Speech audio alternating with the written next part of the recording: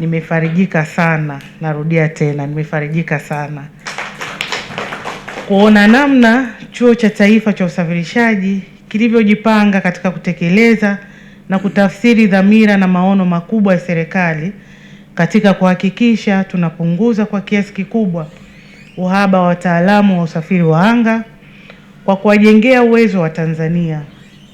Ikumbuke kuwa jitihada hizi pia zinatekeleza moja ya nguzo muhimu ya Dira ya 2050 ambapo taifa limedhamiria kujenga jamii iliyoelimika, yenye ujuzi na inayopenda kujifunza zaidi.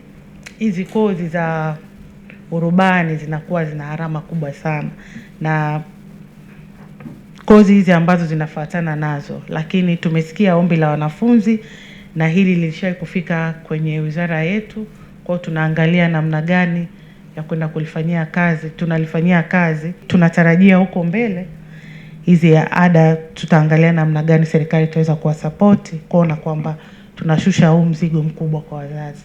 Kazi yake kubwa ni kuanzisha hiyo Center of Excellence ya Aviation na Transport Operations.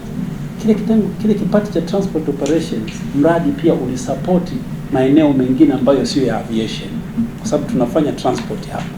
Kwa hiyo kuna component ya capacity building ya staff. Mradi pia ulitumika kupeleka kusoma wale walimu wengine kwa maritime, walimu wa logistics, walimu wa mambo ya railway.